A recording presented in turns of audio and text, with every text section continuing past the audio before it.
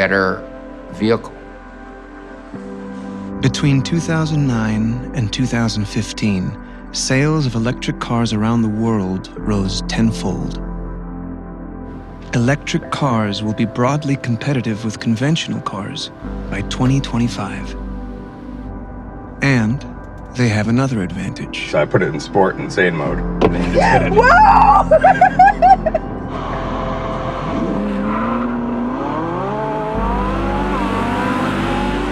They're really cool.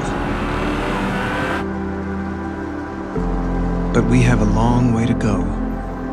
Without stronger government support, it will take decades to phase out gasoline-powered vehicles. In the meantime, there's another way to reduce oil consumption. Urban design can make a huge difference in how much driving we do and how much energy we use. Right now, everybody's thinking about climate change. It's the big problem that we have to solve. And we do, absolutely. And it needs more attention than it's getting. But we also have to see it in concert with all the other benefits that you get when you address it. The energy the planet needs is defined by how we live. It's not just about getting a more energy efficient car, it's about using cars less. We're going to be building cities for about 2 to 3 billion people between now and 2050. We better get it right. Many of those cities will be in China, whose urban design has followed a pattern of freeways and sprawl. In China, they're building what I call high-density sprawl. It's the same as our American suburb, but instead of 2 stories, it's 10 stories. A tower isolated from street, and street has been completely given over to cars. Way across town are jobs in a factory or in an office building. And they have built a physical environment that needs the car. Take Beijing today. You have a city with only 30% of the population owning cars in complete gridlock. They can't move. China is building cities for 350 million people over the next 20 years. That's the same as building the United States all over again. If they get that wrong, we're all kind of doomed, to tell you the truth.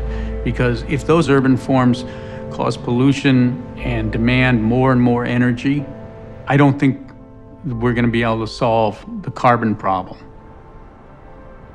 The good news is they see the hole that they're digging themselves into.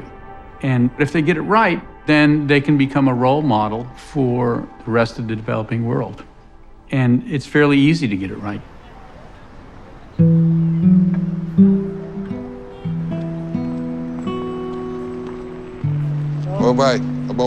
Jaime Lerner was one of the greatest revolutionaries in urban design because he was the first one to begin to shape a city around transit, dedicating streets to city life as opposed to cars. For me, walking in the street here makes it so happy. Jaime Lerner's policies controlled urban sprawl, expanded parks, and provided affordable and convenient public transit.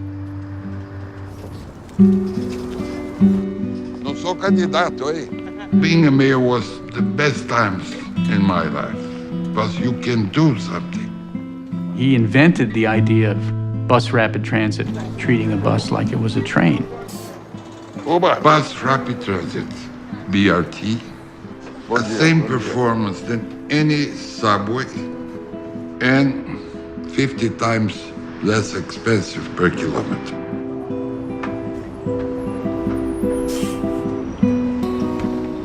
We started with 50,000 passengers a day. Now we are transporting 2,700,000 people per day.